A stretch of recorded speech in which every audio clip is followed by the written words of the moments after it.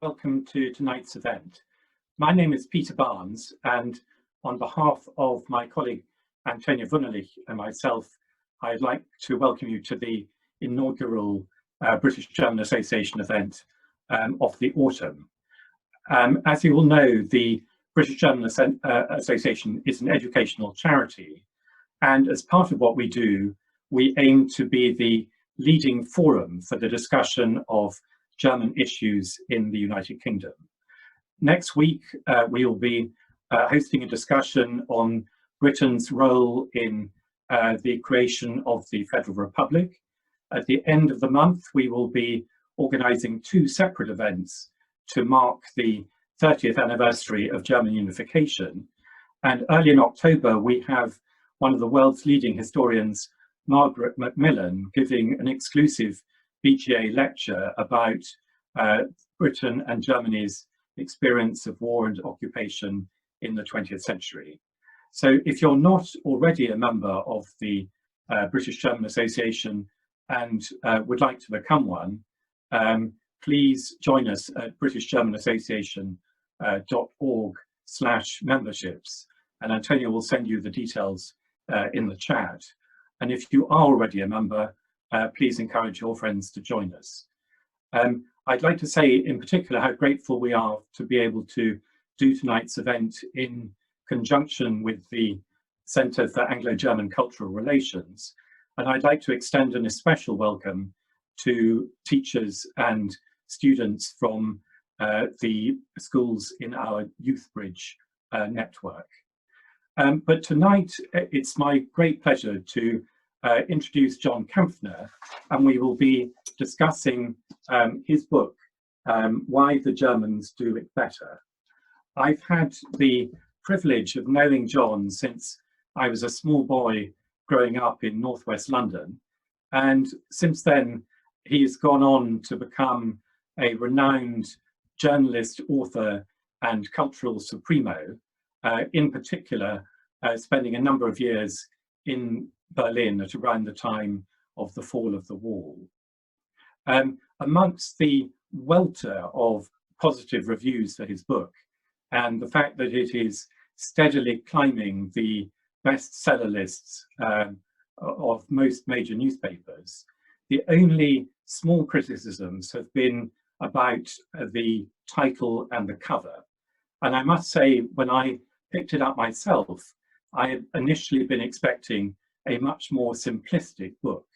So this is one book you should absolutely not judge by its cover. It contains a really fantastic analysis with a very nuanced survey of modern Germany, and makes the case for today's Germany being a standard bearer of Western liberal democracy. If you are just thinking of reading one book on Germany this year, this is the one I would recommend. And thanks to the generosity of John's publishers, we have a special code which will enable you to get a discount on the book, which Antonia will also share with you in the chat. We believe at the BGA very strongly in Goethe's dictum that it is being contradicted that makes one productive. So we hope that through your questions and challenges tonight, you will ensure that John is at his most productive best. If you have any questions you would like us to ask, please write them in the chat at the bottom of your screen. You will find the chat button at any time during the talk. And I will then try to compare a few of the questions after our main panelists have spoken. But first, it's my great pleasure to introduce our chairman and chief contradictor tonight, Professor Rüdiger Görner. In addition to being the director of the Centre for Anglo-German Cultural Relations, Ruediger is arguably the world's leading scholar of German literature, and indeed has just come from giving a prestigious lecture on Stefan Zweig to the European Union. He has also been a very long-standing resident of the UK and a close observer of both countries. So with that, I'd like to hand over to Rüdiger to start our session this evening. Many thanks.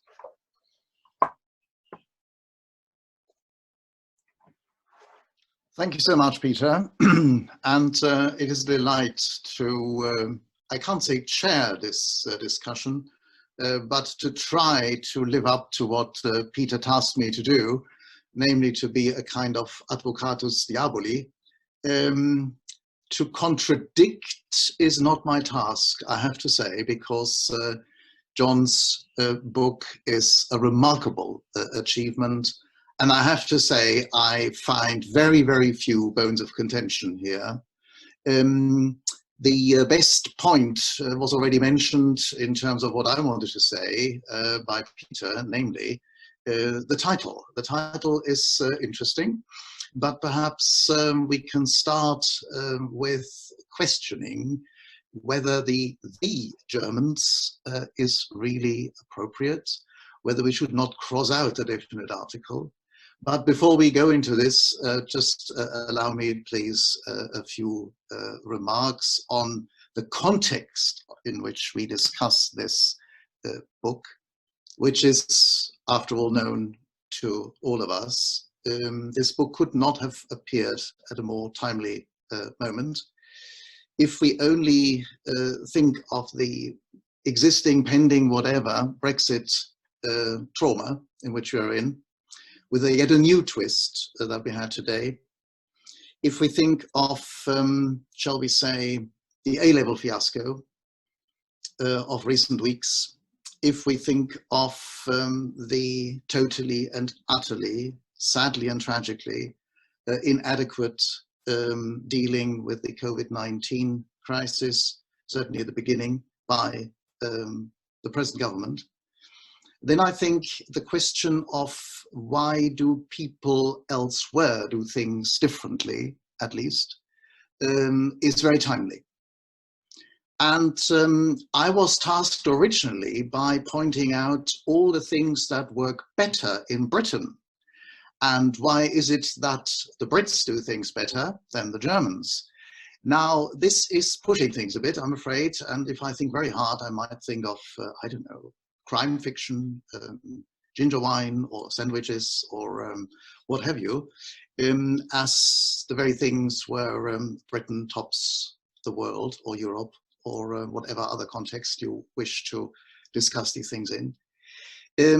But the frivolous points aside, I think what John's book challenges is a sense of comparison that goes definitely beneath the surface.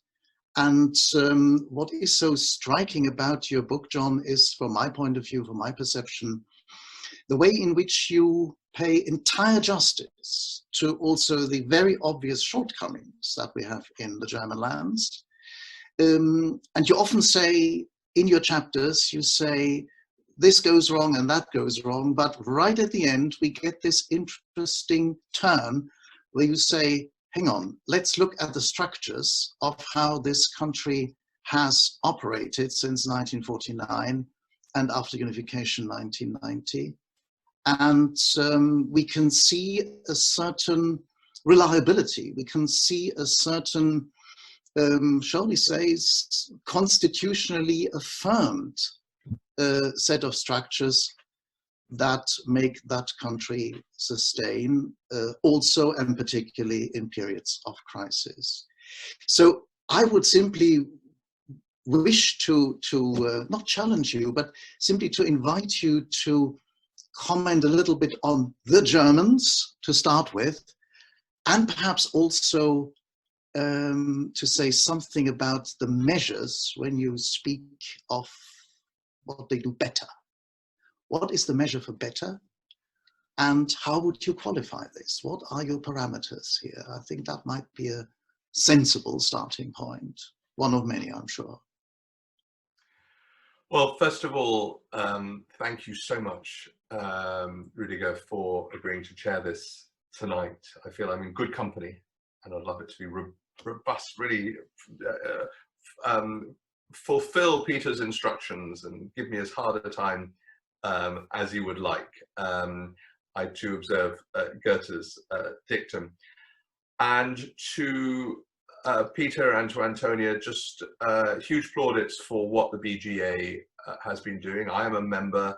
I would absolutely, if any of you behind the green light staring at the top of my screen are not members of the BGA, you know your time is up. You must become one, because it's a great organization, and particularly post-Brexit, we need organizations such as this to really further the conversation in both straightforward ways and very unpredictable ways as well. So good luck to you and your colleagues for the work that you do. On your challenge, both of you, about the title, let's tackle that one first. I mean, yeah, I mean, absolutely. I had a few, I must say, I had a few moments, particularly around Christmas of last year. I did the annual lecture at the Goethe Institute, and some of you, dear attendees now, may have been there. And the wonderful Katharina, who chairs the Goethe Institute, was saying to me, "Oh, you can't use this as a title of the Brady lecture, of the annual lecture." I said, "Sorry, I am. You know, stop me." And I did. And I could have come up with a title which says why the Germans, or Germans, do many things better much of the time, but I don't think it would have sold so well or engendered as rich and as enjoyable a set of conversations here and in Germany and elsewhere. And it's interesting. It's, you know, we've got inquiries now from France, from the Netherlands, the National Public Radio in the US. Everybody is fascinated by, I would say, more by the Germans than by Brexit Britain. And so something has been triggered by this conversation. And absolutely, I could spend the next hour talking about what Germany doesn't do well. And in brief, for those of you who haven't read the book, I'll put it on the table. There's a lot of deficiencies in foreign policy. Absolutely a requirement now, as the guardian of liberal democracy, I'm sure we'll come to all of this, for Germany to step up. It's a bad, troubled world. With the United States, even if Trump loses, disengaging gradually from Europe, with authoritarianism on the rise, somebody has to stand up for the principles of liberal democracy. But alongside that come a lot of gritty, nasty grey areas of difficult decisions. And Germany no longer should have the comfort blanket of its past, while at the same time being incredibly mindful of the horrors of its past, of its 20th century past. And that is the incredibly interesting debate that needs to be had. And there's all kinds of other things. I mean, there's corporate corruption, the emissions scandal, VW, Wirecard recently, lack of innovation, lack of entrepreneurialism. If you're self-employed, most Germans think that's because you can't find a job. It's still quite hidebound, cash-based society, not technological enough. And for every advantage has its disadvantage. And so Germany's incredible structure, which we'll talk about, has the flip of slightly working against individualism. And if there's one thing I prize in this country, in the UK most of all, it's a rugged individualism. And if you could marry that with a better organized society, if that's possible, I think whichever country met that would be onto a good thing. And then there are also all the niggles. I mean, I write in my book several anecdotes, but one when I was living in Bonn, which, as many of you will know, is not quite Berlin, small town in Germany. And admittedly, this was the 80s, although I'm not sure it would be very different nowadays. I remember getting a note on the windscreen wiper of my car saying, "Dear respected neighbor, would you please clean your car as it's bringing down the reputation of the street?" And I always found it was that side of intrusiveness in Germany that I found most difficult. So I've got all that out of the way. The why the Germans don't do it better has been dealt with. And what I find, and I'll just throw it back to you now, Rudiger, is an incessant earnestness an incessant requirement to organize things well, to do things well, to see society as a means of achieving that rather than somehow standing in the way of things. If one looks at the three great challenges of the last 30 years, reunification, the refugee crisis of 2015, and the COVID response, they have been a combination of the sort of more predictable side of Germany, the efficiency, the organization, the structures, the codification. But also I would contend, and what I love increasingly about Germany, and I think a lot of people around the world, particularly in Britain, don't quite see yet, is a sense of humanity and compassion. And I saw that particularly with regard to the refugee crisis. If one just, which was 5 years ago this week or last week, that terrible caravan of the world's destitute, more than 1 million, making its way via the Greek islands and the south of Italy, being increasingly regarded with hostility as they made their way up through southeastern and central Europe. And it came to Merkel. She was slow to see the question, the crisis arising. But as she answered very shortly after the crisis, what did you expect me as a German to do with these people literally clambering at the door? Did you expect me to build camps? And it was that sense of, we as Germans have to do what we have to do. And when we decide to do it, we will do it well. More than 50% of Germans, according to opinion polls, did some form of volunteering. And of course, as time went on, the reception became cooler to hostile. And of course, the AfD's popularity increased in several places to an alarming extent, although it's beginning happily to wane now. But for all that, she took an enormous risk. She took a lot of flack with it.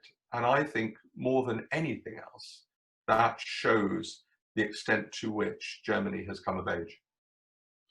I think it's interesting that in the special year that we celebrate Hegel in, that we seem to have contradicted now Hegel, who argues that we can't learn anything from history. That's the only message. But perhaps after what you're saying and what we've experienced in the last couple of decades, Germans seem to have learned a great deal from history, in the sense that you explained in terms of the humanitarian crisis and responses to that. At the same time, of course, we are faced with the rising, you now say slightly leveling of the AfD. We have problems with a very open form of radicalism in the German lands. A radicalism which we, of course, do not have in the same way in Britain, at least not overtly. We have a different kind of radicalism. I disagree with that completely. Okay. The only reason we don't have an AfD is our political system, which absorbs, so the centre-right absorbs everything from the centre to pretty much the most unreconstructed right, and the same with the left. Had we, if we were to have, and I'm actually an advocate of a sensible form of proportional representation, and I think the 5% hurdle is a good one, and broadly, and a mixture of constituencies and proportionality. So it's imperfect, the German system, but it's pretty good in my view. Then we, just as any other country, would have somewhere between 10, 15, 20, 25% in bad times of voters of that kind of disposition. And while UKIP and the Brexit Party may have been different in some ways, they were the absolute manifestation of a new-founded insularity, xenophobia, dark nationalism. And the great sadness of it is that the only reason the UKIP and the Brexit Party and Nigel Farage have sort of fallen off our TV screens is because they've been absorbed into the Conservative Party. And that's not a cheap party political point. Yes, I'm somebody of the centre left, but in all my work as a journalist, running the creative industries, whatever, I work very well with Conservative governments, finance ministers, culture ministers, you name it. But there is something particularly dangerous and dark, I would say, about the politics of the government that is currently leading us. I think the point of earnestness is something that we should also revisit. You make this point very strongly in your book. The importance of being earnest in that respect. And at the same time, this kind of depth that we tend to add to political discourses in the German culture is of course something which has a great deal to do with the way in which we deal with a certain legacy. And this legacy now, very recently, has again been a challenge from an unexpected corner, namely Germany and its hardly recognized colonial past. We have suddenly the controversy over Namibia. Yeah.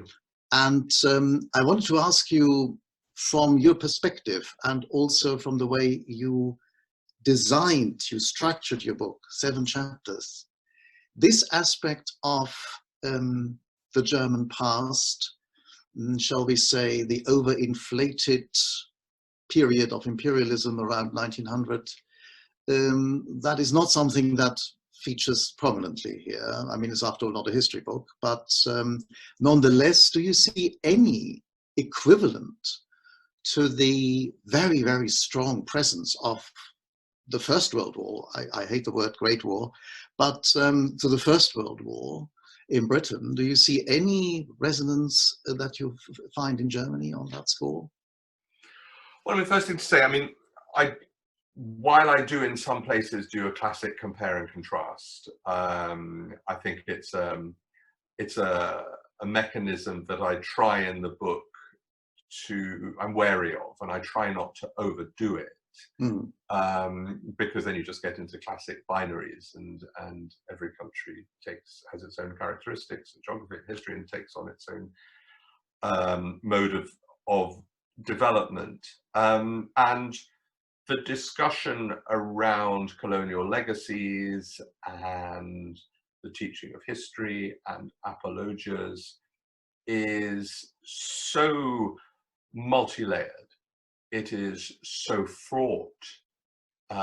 It is absolutely now playing into the contemporary culture wars in many affected countries, and the echo chamber school of journalism and social media that is happening now, whether it's the tearing down of a statue, whether it's a company having to apologize for its actions of 200 years ago, whether it's taking the knee, whatever it may be, it is all now incredibly fraught. And yes, I mean, Germany didn't have much of an empire in terms of the global south, certainly not as much as other countries. And, one needs to look at, Spain, Portugal, the Netherlands, France, Belgium. I covered the massacres in Rwanda in the mid-90s. And so much of that was unfinished business from that era. So I would simply look at it in a slightly different way and say all countries have to work their way through all of this. And they have to do it with sensitivity, with certain amount of intellectual rigor, and compassion and understanding and tolerance. But I don't think I would want to inject that into the history or the historiography of the two world wars. I kind of think that that is what happened to all European countries, and should be seen in a slightly different light. But yes, it is beginning to be had in Germany. I would say to no greater and to no lesser extent than in equivalent countries. Point well taken. Coming back to one main feature in your book, and one feature that is perhaps surprisingly absent. You say not so much about Britain's contribution, if I'm not mistaken, Britain's contribution to, shall we say, the restructuring of West Germany after 45, particularly as far as the press culture is concerned. But even the rather interesting phenomenon that Britain had a very strong interest after 46 in particular to reinstate a federal system in the occupied zones. And it of course failed miserably to adopt the same principles to herself. So you are relatively reserved on that front. That was at least my impression. I mean, I look at your book very much, I can't help it, almost in comparison to Alfred Grosser's Deutschlandbilanz, Germany, a balance sheet, a kind of legendary contribution to German studies. And of course, also just before unification, John Ader, Germany and the Germans. In my view, you really continue this line in a most engaging fashion, namely by integrating much more of contemporary issues from environmental issues, the shortcomings of German environmental policies, for example, or the inner contradictions, right to, shall we say, radicalism in Germany. You discuss these things much, much more than your predecessors in that sense, which I think is highly commendable. But I do wonder whether there are not a number of very interesting features that Britain has in fact introduced during the period of occupation to what turned into the political culture of, first of all, West Germany and later unified Germany. And the other point that I would like to make is that we have, of course, a situation where the heyday of British-German collaboration, cohabitation, was in fact during this period when British military presence was in Germany. And there is now a strange vacuum, is there not? We find this in the education sector very strongly, that ever so many students in the past were in fact of origins where the father was an officer or the mother was somewhat also involved in the services, etc., in Germany. That is suddenly gone. And we have certainly in German studies, we have absolutely no replacement for this vacuum now. So what I'm saying is, in cultural terms, could you envisage something that could fill this vacuum?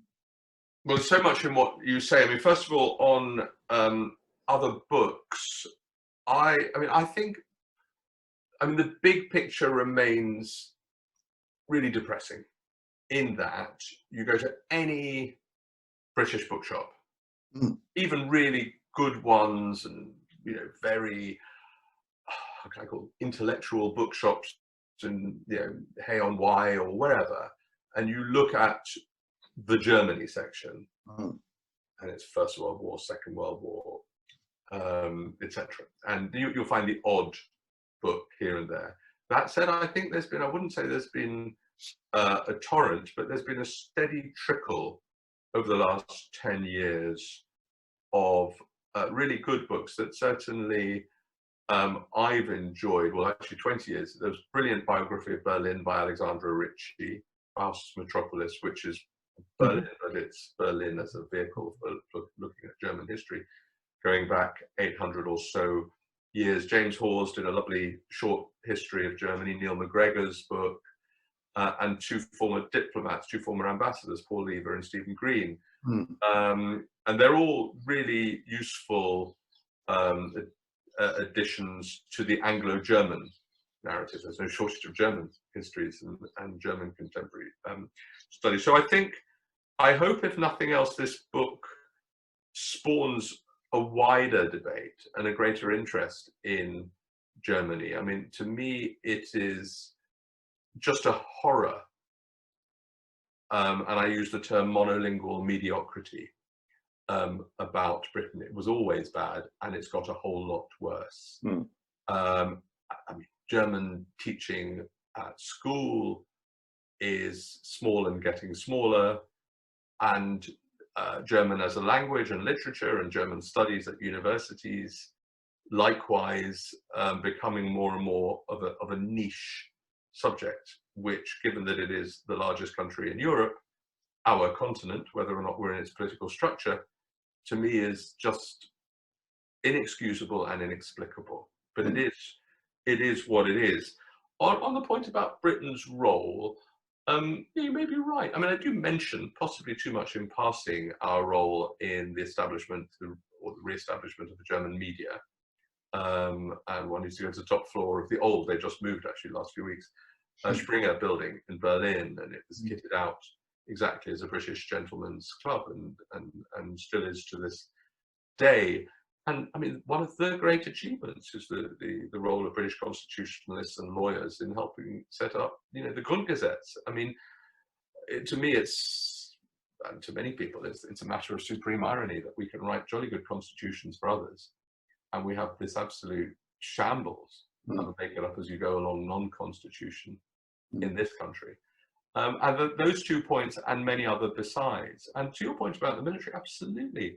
I mean, what I would say is that a healthy relationship evolves, and the disappearance of the military over time isn't in itself a tragedy, but it should have been replaced. But I'm afraid, at the risk of being utterly predictable, Brexit has dealt an absolute hammer blow to this. And I remember Katarina Barley, who was the economics minister before going off to Brussels, and whose father's side comes from Lincolnshire, and she was speaking at a dinner I was at, and she was saying, look, you Brits, we love you, and we have so much common interest, but you just have to know that when you are out of the family, you're out of the family.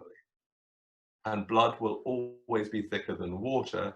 And no matter how much we agree with you, and we might disagree with those within our union, we're going to have to stick with those within our union. And that was painful, but I think had the great merit of candor. And for so many Germans, I would say the tragedy is twofold. They've watched the enveloping chaos in Britain over the last 4 years, which I contend has its roots much before.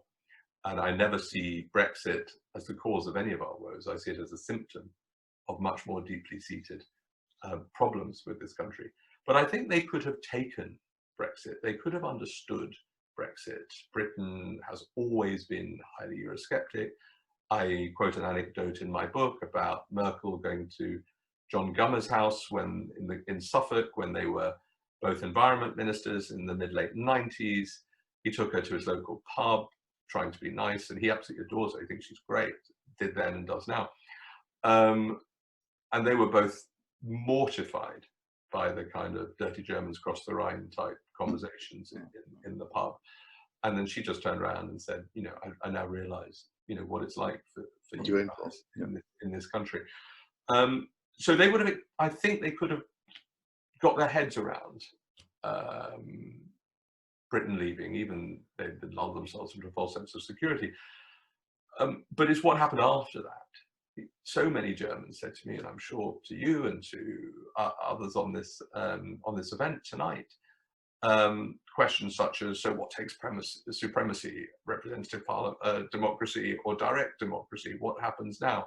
Are you having an all-party commission to look at, and then to report back to Parliament in 6 months and blah, blah. And I would just shrug my shoulders. Search me. I've got no idea what's happening next. Nobody does, you know. No, no. And, you know, when does the courts get involved? When they not get involved? It was total chaos. And this chaos and this sort of English exceptionalist arrogance that because we've always muddled through in the past, we'll muddle through again. And as long as we can just, you know, wave our little plastic flags and sing Rule Britannia and everything will be all right. That has finally caught up on us. But I also think that has really caught up on the relationship we have with Germany and with so many other countries. And Germany, possibly more than any other country, we would, if you had to think of two countries in the EU when it was 28 that thought had more in common, you would struggle to choose any other combination than Britain and Germany. Yes, I mean, the one thing, this is a major capital that I think Britain never realized is German Anglophilia. And it is very, very strong, and it still is there. There's no doubt about that. At the same time, I think... Dinner for one. Sorry? Dinner for one, absolutely, absolutely. But the one thing that I dare say many a German couldn't understand was the fact that in the very cradle country of democracy, that two consecutive prime ministers tried to bypass parliament in one of the most crucial existential political questions that we face in Britain. And that was possible at first, or it seemed possible, was something that I think Germans were totally incredulous about. And it has, of course, a great deal to do with the problem of constitution, because as you point out, one did not know what was the next step, and we still don't know what the next steps are, whether we can now override this or that. There is no proper framework. It goes far before Brexit. Yeah. The Iraq War. Yeah. Whatever one's views on the rights and the wrongs, and I certainly have mine, it is simply, and I was covering it, both writing a book and doing my journalism at the time, in intimate detail. I could bore for Britain on exactly what happened when, every day pretty much, in 2002 and 2003. To start off with, nobody in number 10 had any idea whether Blair needed to go to Parliament to get approval for the war. The whole question of the legal advice was a matter of interpretation. It was so nebulous. And then it was found out that we actually didn't need to get parliamentary approval, which is, you know, beggars belief. And then it was introduced by Gordon Brown that that would be required in the future. Yes. Famously, Cameron didn't get permission to conduct strikes in Syria as a result of that. But again, as I say, the only point I would add to your analysis is not to use Brexit as a starting point. Yes, I think that's very true, whereby I have to say it was probably the first time, as far as I know, of British history, that a private individual, namely Gina Miller, in fact stopped that entire nonsense. Without her, I think we would look even more problematic than we really do. I don't know. I see the chairman here. Peter has popped up as a magic. He's popped up in by magic. Do we still have a few minutes or not? Absolutely. I didn't want to stop your discussion, but I just wanted to bring in some other voices, and ideally to try and focus the discussion back on Germany rather than on the shortcomings of the UK, as that's the subject of John's book. And perhaps we've had a few more interesting comments coming in the chat, but please keep on writing your questions, and I'll try and deal with as many as possible of them in the remaining 20 minutes. But I'd like, if I may, John, to start with a question of my own. One of the things that a lot of people admire most about Germany is the success of German industry, and particularly the Mittelstand. But the flip side of that is that in many sectors, the German polity seems to have been influenced in a negative way by corporate interests. So you refer to the Volkswagen Dieselgate scandal and to Wirecard. And obviously in the UK, we've had corporate scandals as well. But I think what is different in Germany is the extent to which the government and the regulators seem to have been on the side of the corporate malefactors rather than on the side of the whistleblowers and the investigators. Similarly, in foreign policy, it seems that Germany has pulled its punches in relation to both China and Russia because of the sensitivity about Nord Stream 2 or about car exports to China. And in social policy, there's a very interesting book by Marcel Fratscher called Verteilungskampf, where he argues that there's a huge amount of social inequality in Germany because successive governments have put the interests of the corporate sector before the interests of consumers. So my question really is there a sort of corporate capture going on in Germany that, and if so, how could that be addressed? Yeah, very good and set of questions, and thank you, Peter. And I'll rattle through because you want to get as many questions in. And Marcel's great, and his book is very, very good on that. Just on the foreign policy and corporate capture side of things, yes, absolutely. And it's also the question of the composition of boards. It tends to be even more than here a gentleman's club. And they've begun to introduce minimum quotas and reference points and transparency, but it was very much jobs for the boys, and they would literally just rotate on and off each other's companies, and that obviously has led to all manner of corruptions dating back all the way through in the history of the Federal Republic. So yes, there's a huge amount of work to be done on that. The corporate capture, I would say, is much more in the big global companies, in the multinationals. I'm not saying the Mittelstand don't have voice, they do. But absolutely, whether it was, and I'm a vehement opponent of Nord Stream. I was having conversations yesterday with senior German officials, and they are dangling the proposition that the awful poisoning of Navalny may actually give the government cover for, well, not just another round of sanctions and personal sanctions on Russia, although it would be great if Germany did have a Magnitsky Act, but it doesn't, and the European Union doesn't. But also on Nord Stream. On China, the BDI's report a couple of years ago, which moved from basically China is the gift that keeps on giving, this sort of bottomless pit of export market, to being a competitive rival that's trying to snap up German companies and thereby German IP, has really hit home. And why Merkel, whereas while Merkel is still a bit equivocal on a lot of China, I mean, we shouldn't forget that, you know, George Osborne was rolling out the red carpet not so long ago. These things do go in phases, and I would argue on Russia policy that Merkel, notwithstanding the big caveat of Nord Stream, has been really good on Putin. She has been tough. She forced through the first round of sanctions after Ukraine, Crimea, and the Malaysian airliner, and she toughened them up again.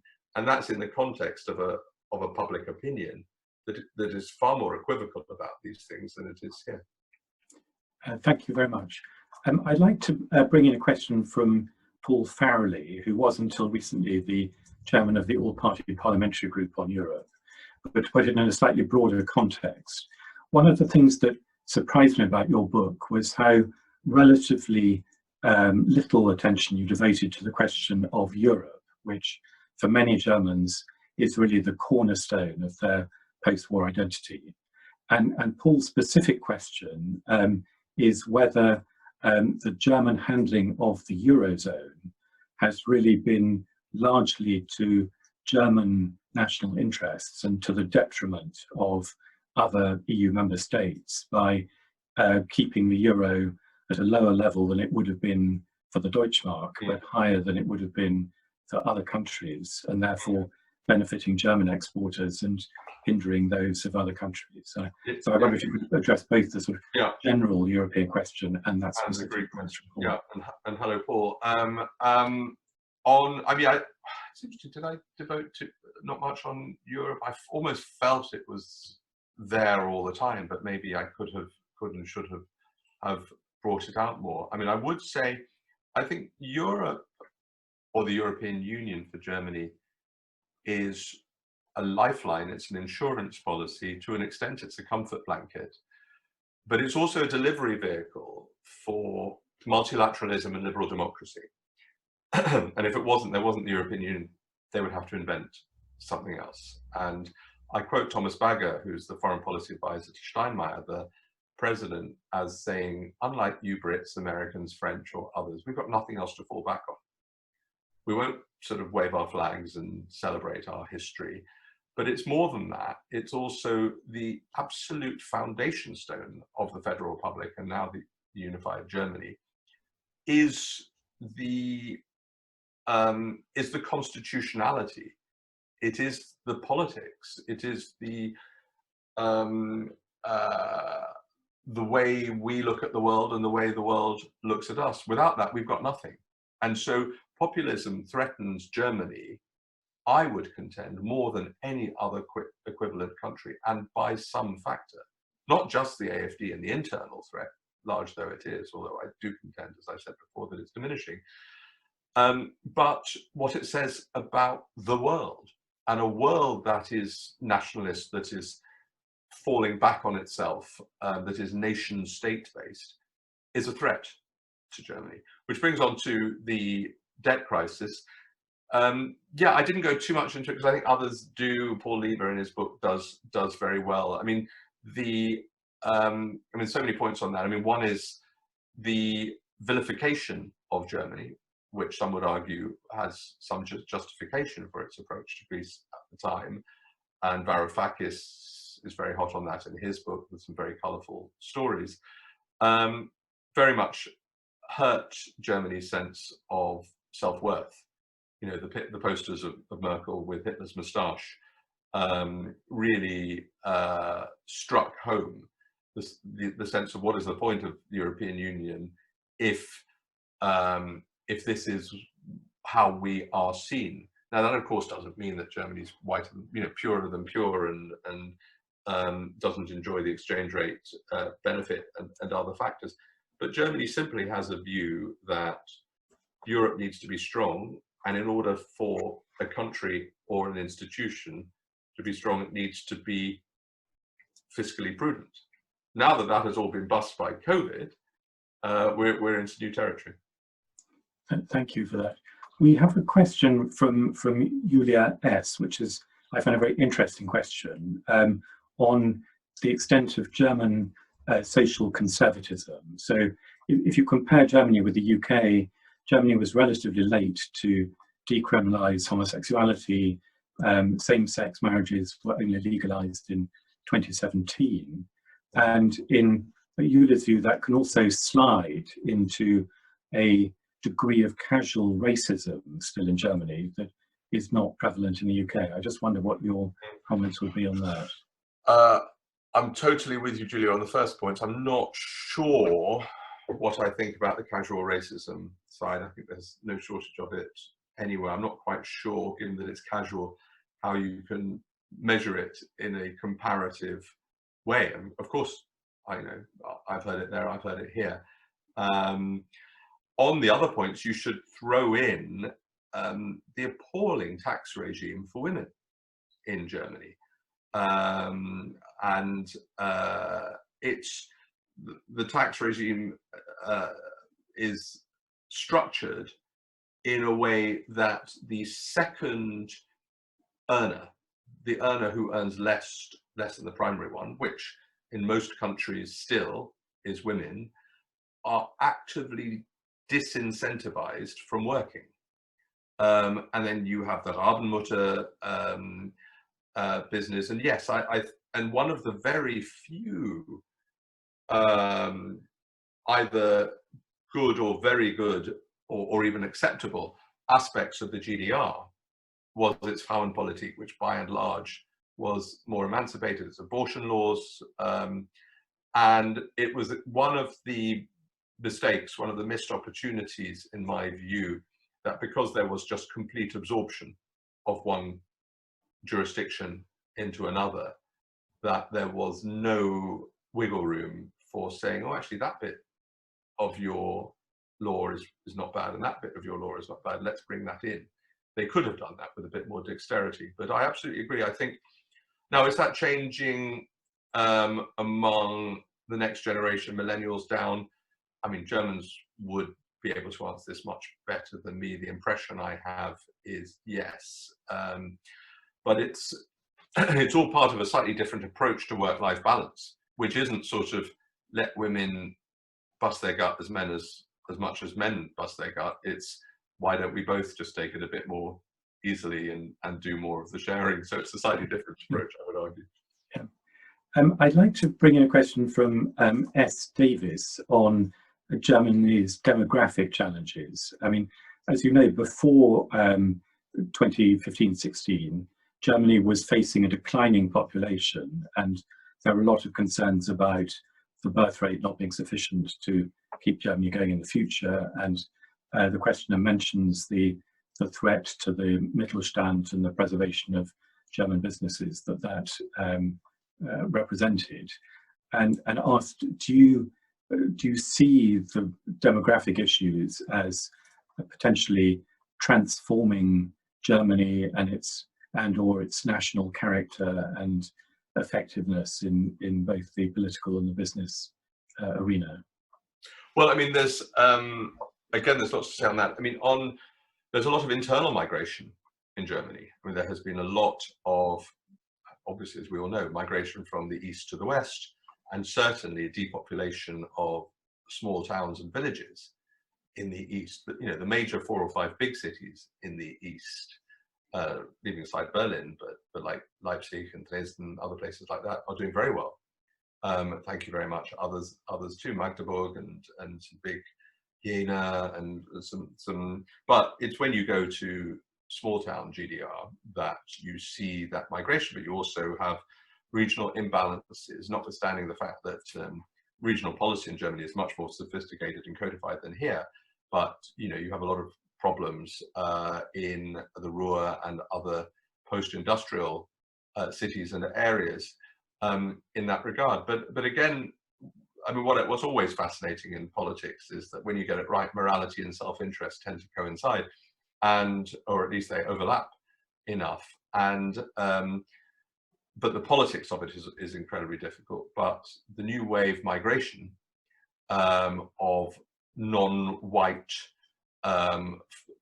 Ausländer into Germany, who are at a rate of knots being assimilated, language provision, 1/3 have got gainful employment, or at least they did before the COVID crisis, in terms of the 1 million of, or at least that proportion that are of working age. Yes, it's absolutely transforming Germany.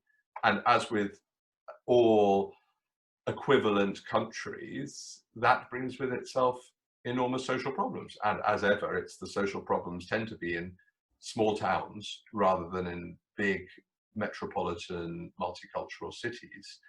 But it is going some way to solving some of the shortages.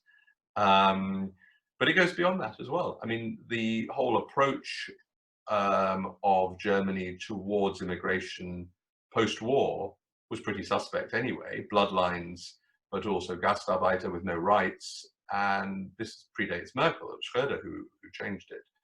But this is producing a new kind of Germany, a new significant proportion of Germans who are not white, but who identify as being entirely German. And last time any of you on this call went to a German hospital, possibly a bit like a British hospital, you'd be hard pressed to be seen by a doctor who was either sort of originally German or was even had German citizenship. Following on from that question, we've had a question in from Rita Chakrabarti about the Merkel's handling of the refugee crisis in 2015-2016. You allude very briefly in your book to Robin Alexander's study, Die Getriebenen, which is very critical of Merkel and alleging that she took the decision purely out of party political motives rather than humanitarian ones. So do you subscribe to Robin Alexander's thesis, or do you have a more positive view of what she did? Well, hi Rita. I emphatically unsubscribe to to Robin's thesis. Of course, she was slow. She was actually absorbed in the Greek debt crisis at the time, and she said some pretty, what's the word, unempatico things on TV programs and didn't get it right. And I mean, this book, by the way, isn't a hagiography of Merkel. There's a lot in there that's critical. But I just refer you to the answer I gave a moment ago. I mean, she realized she had no choice. Well, she had a choice, but she had a choice between two difficult choices. One, which she concluded, rightly in my view, was unpalatable, was unconscionable. And the other, which was pretty darn difficult. And she went for the pretty darn difficult one. And she paid a high political price. Had it not been for COVID and the extremely, not just efficient, but socially empathetic way she has dealt with it, she and others, wasn't a single-handed operation, the history books would be looking at her a little bit differently. There was very much a sense that she was past her sell-by date, that the economy was lacking innovation, entrepreneurialism, things had slowed down, Germany wasn't really saying anything or doing anything much of interest on the international stage, and the country had begun to stagnate. Somebody even said to me, compared her to Brezhnev, which I thought was a bit of a stretch. But I would, notwithstanding that, I would absolutely go to the wall in saying that her approach on immigration, while being imperfect, was remarkable and puts other equivalent countries to shame. A very interesting question from Mary Rubin, which perhaps Rudiger can also help to answer, which is, to what extent do Germans still enjoy German culture? The allegation is that in a lot of German bookshops, you find much more often translations of American or British works than works by German authors. Well, I think, Mary, hi, great question. I wonder whether we even have a conception now of real, in that sense, German culture. I think the multicultural dimension of what's happening in the German lands is very, very prominent. This said, we still have a remarkable, shall we say, cultural foundations in terms of the institutions that work with great state subsidies, one has to say, but they operate at a level that is pretty much incomparable to what we have elsewhere in Europe. And I think the COVID crisis also made this pretty clear. One of the first statements that we had from the government was a strong solidarity with cultural institutions. Now, what these cultural institutions do with that money, I mean, the initial funding was about 1 billion euros for all the cultural institutions in Germany. What they do with that is increasingly at a multicultural level. So you have what John just referred to in terms of hospitals. You can also, refer this to I don't know, theaters and opera houses and other institutions far lower key, where you have non-Germans running the shows, and I think that is certainly extremely positive. It does not mean that we have just thrown out the heritage. I think we have become more selective. I think that is significant. We're running out of time, but I'd just like to throw in one last question before handing over to Antonio to make a vote of thanks, which is, John, I understand you're having your book translated into German for it to come out next year, what will the title be in German? I'm not sure. It is a different title. Well, I am sure it is a different title, and it will be a slightly shorter book because the view among German publishers, and we're literally on the point of settling with a rather large German publisher,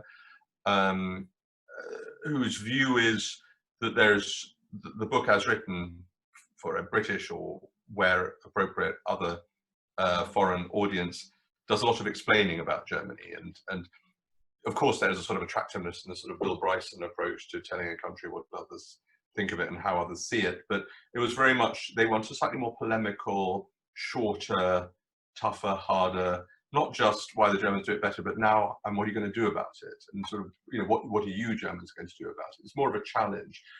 It was put to me that making us feel good won't sell books, but so you have to introduce some jeopardy and angst.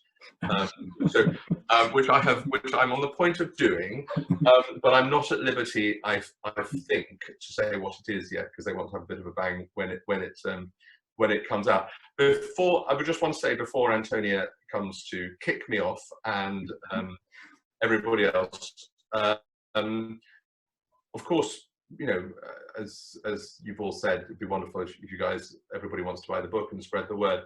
But I'm also incredibly keen just to further this conversation about, not just about the comparative merits of Germany, but about the issues around governance, around resilient societies, around compassion, competence, and all these things. So do either tweet, get in touch on Twitter, John Kampfner, or just email me, john@jkampfner.net. I'm very happy for BGA members and attendees to do that with your thoughts, with your criticisms, whatever else, because I see this book as a sort of means to that conversation rather than an end in itself.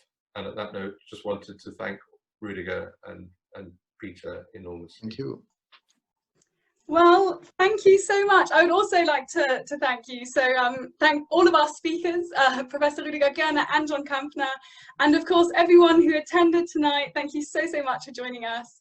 Congratulations again to John on his new book, which, like Peter mentioned, you can get a discount on if you order it via the Waterstones website and use the code, which I will just pop into the chat right now. So just take note of that. And as Peter also mentioned, the BGA has a couple of events coming up, really exciting events coming up. The first of which is next week on Wednesday, and it will be about Ernest Bevan's role in the foundation of the Federal Republic. So if you'd like to join our events, find out more about us and receive our newsletters, a little pitch, then please do join the BGA if you aren't already a member, and you can do that online on our website, www.britishgermanassociation.org. So that was my brief pitch for this evening, but thank you so much again for joining and taking the time, and I hope you all have a good rest of the evening. And yeah, it's now sadly getting dark a little earlier, but hopefully still have an enjoyable couple of hours. Thank you again. Thanks again to our speakers, and I'm sorry that we didn't get to everyone's questions, but it was a great session nonetheless.